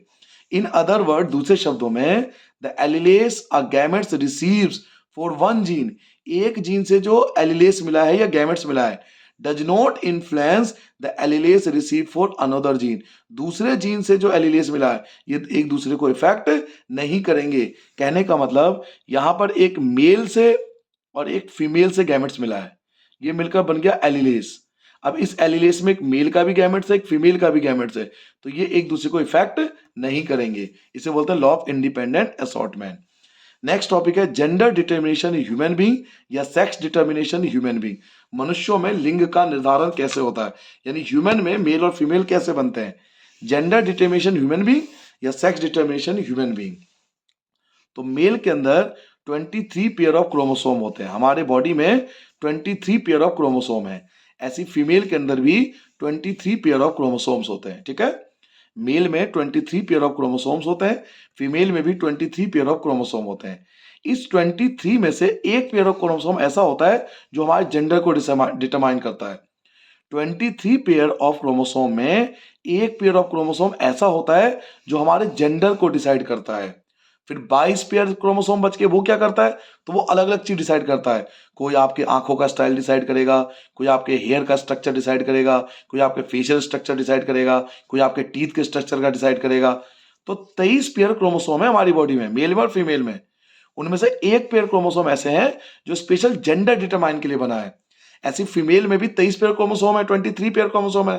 तो 22 पेयर, 22 पेयर अलग अलग काम करते हैं, कोई हेयर के लिए, कोई आईब्रो के लिए, कोई फोरहेड के लिए, ऐसा अलग अलग डिसाइड करते हैं, कोई नाखून के पैटर्न के लिए। लेकिन एक पेयर क्रोमोसोम ऐसा है जो स्पेशली डिटरमाइन करता है जेंडर को, जो स्पेशली जेंडर के लिए बना है।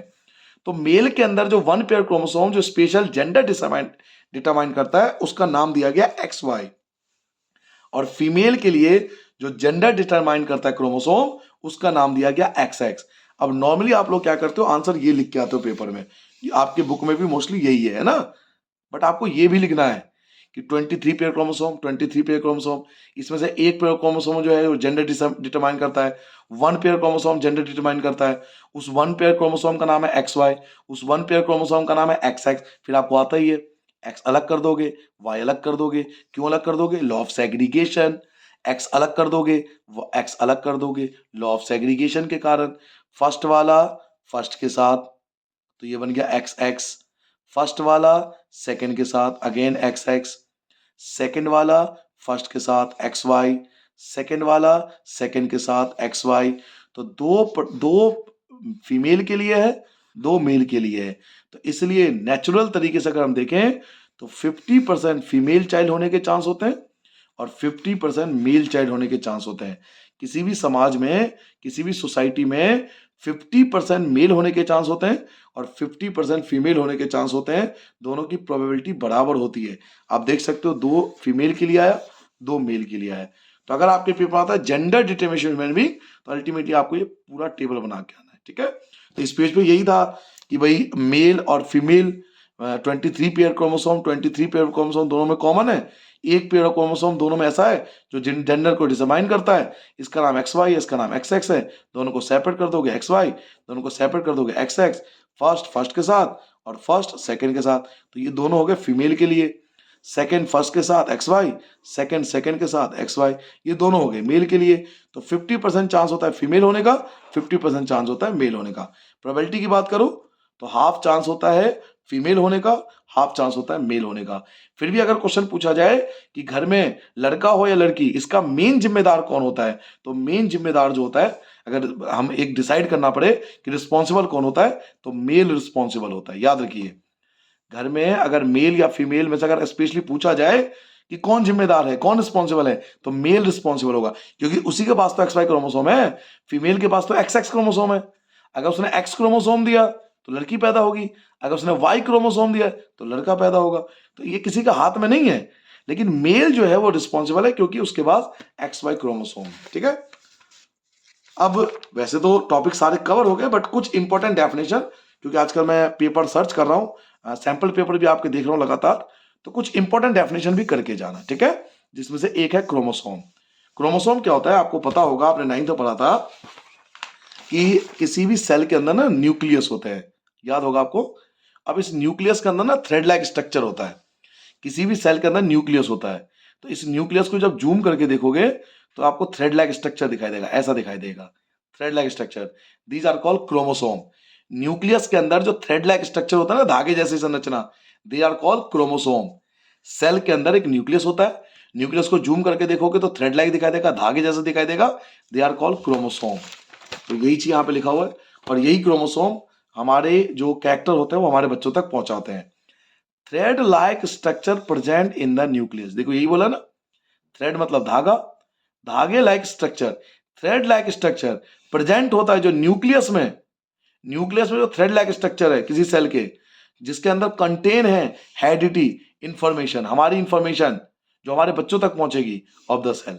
सेल की जो हेरिडिटी इंफॉर्मेशन होती है वो क्रोमोसोम के पास होती है। तो आप इतना याद रखिए कि किसी भी सेल के अंदर जो न्यूक्लियस होता है उसमें ना थ्रेड लाइक स्ट्रक्चर पाया जाता है, दे आर कॉल्ड क्रोमोसोम, और इसी के पास हेरिडिटी इंफॉर्मेशन होती है जो अगली जनरेशन में पहुंचती है। उसके बाद आता है डीएनए। ठीक है। उसके बाद क्या आता है, डीएनए।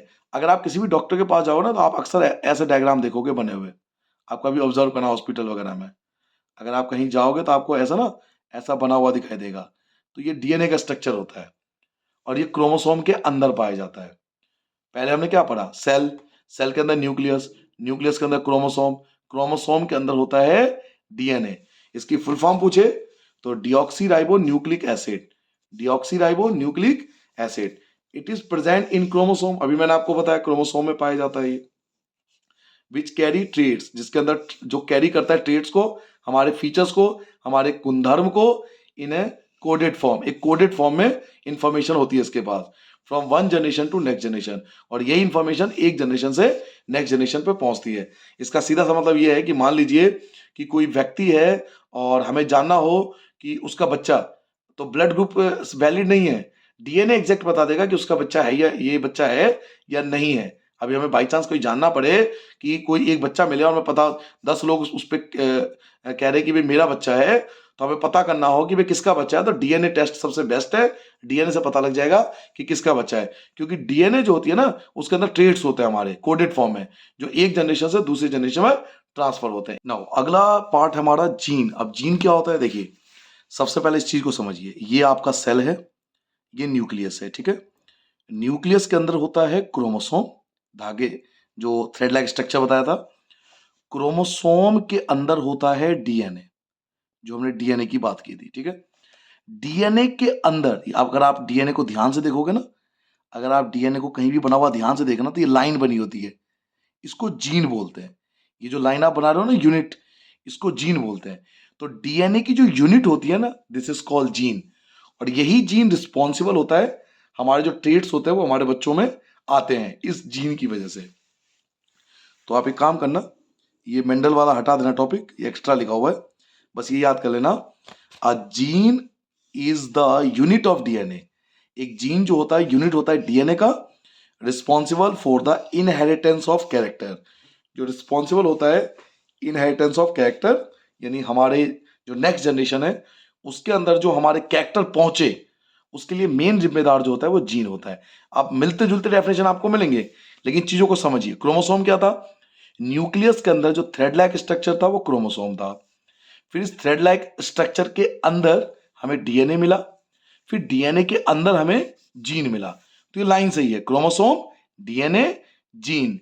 न्यूक्लियस के अंदर क्रोमोसोम, क्रोमोसोम के अंदर डीएनए और डीएनए के अंदर जीन। ठीक है। आपने वर्ड पढ़ा डोमिनेंट, कई बार ये वर्ड आया था ना dominant. The gene which express itself in F1 generation, ऐसा जीन जो अपने आप को एक्सप्रेस कर पाता है पहली जनरेशन में, is known as dominant gene, उसको डोमिनेंट जीन कहते हैं। जैसे आपको याद होगा कि कैपिटल टी स्मॉल टी इनका क्रॉस हुआ था, कैपिटल टी और स्मॉल टी, याद कीजिए। तो हमने इसको डोमिनेंट माना था। तो जब फर्स्ट जनरेशन हुआ था तो कुछ ऐसा बना था, फर्स्ट जनरेशन ऐसा हुआ था, है ना। और हमने बोल दिया था कि सारे प्लांट ना टॉल हुए थे, सारे प्लांट टॉल हुए थे, याद कीजिए। F1 में सारे प्लांट टॉल हुए थे। तो हमने टॉल क्यों बोला? यहां स्मॉल टी भी था, यहां तो स्मॉल टी भी था ना, फिर हमने टॉल क्यों बोला? क्योंकि हमने टॉल को डोमिनेंट माना है। तो जो ऐसा जीन जो अपने आप को एक्सप्रेस कर पाता है F1 जनरेशन में, फर्स्ट जनरेशन में, उसको डोमिनेंट जीन बोलते हैं। और ऐसा जीन जो पहली जनरेशन में अपने आप को एक्सप्रेस नहीं कर पाता, जैसे ये अपने आप को है तो ये भी, लेकिन ये अपने आप को एक्सप्रेस नहीं कर पाया, तो इसे बोलते हैं रिसेसिव। इसको बोलते हैं रिसेसिव। जो आपका अगला है देखिए रिसेसिव, तो रिसेसिव आ गया, the gene which is unable to express itself in presence of dominant gene, ऐसा जीन जो अपने आप को एक्सप्रेस नहीं कर पाता डोमिनेंट जीन के प्रेजेंस में। यानी कोई ऐसा जीन जो बहुत ज्यादा डोमिनेंट है और उसके सामने वो अपने आप को एक्सप्रेस नहीं कर पाया, उसको रिसेसिव जीन बोला जाता है। तो अगर हम एग्जाम्पल की बात करें तो ये डोमिनेंट जीन था और ये रिसेसिव जीन था। ये अगली जनरेशन में हमें दिखाई दिया था डोमिनेंट, और ये दिखाई नहीं दिया था, तो ये रिसेसिव। फिर आपने वर्ड पढ़ा था जीनोटाइप, ये बहुत बार आया था ना, जीनोटाइप फिनोटाइप। तो अगर बाई चांस इसकी डेफिनेशन आ जाए कि व्हाट इट जीनोटाइप होता क्या है, it is the genetic constitution, ये एक जेनेटिक कॉन्स्टिट्यूशन होता है किसी ऑर्गेनिज्म का। It is the genetic constitution of an organism, ये एक ऑर्गेनिज्म का जेनेटिक कॉन्स्टिट्यूशन होता है विच डिटरमाइन द कैरेक्टर, जो उसके कैरेक्टर को डिसाइड करता है। It is the genetic constitution, ये एक जेनेटिक कॉन्स्टिट्यूशन होता है किसी ऑर्गेनिज्म का विच डिटरमाइन द कैरेक्टर, जो उसके कैरेक्टर को डिटरमाइन करता है। फिनोटाइपिक क्या होता है? तो it is the appearance of an individual, कोई व्यक्ति कैसा दिखाई देता है ये उसका फिनोटाइप कहलाता है।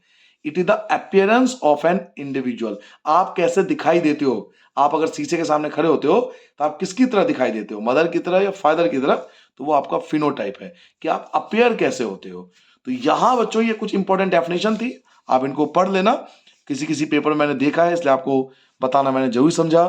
तो यहां पर ये जो पूरा फर्स्ट पार्ट था ना, हेरिडिटी एंड इवोल्यूशन, आपको पता है इवोल्यूशन डिलीटेड था, तो हेरिडिटी कंप्लीट होता है। एक एक टॉपिक मैंने खोद खोद के आपको निकाल के दिए हैं ताकि ये पूरा करने के बाद आप हर क्वेश्चन का आंसर दे पाओ। तो बहुत मेहनत से स्टडी कीजिए, बढ़िया से पढ़ाई कीजिए। मेरी तरफ से आपको best wishes, best of luck. आप मेहनत करोगे आगे जरूर पढ़ोगे। जय हिंद, जय भारत। मिलते हैं नेक्स्ट वीडियो में।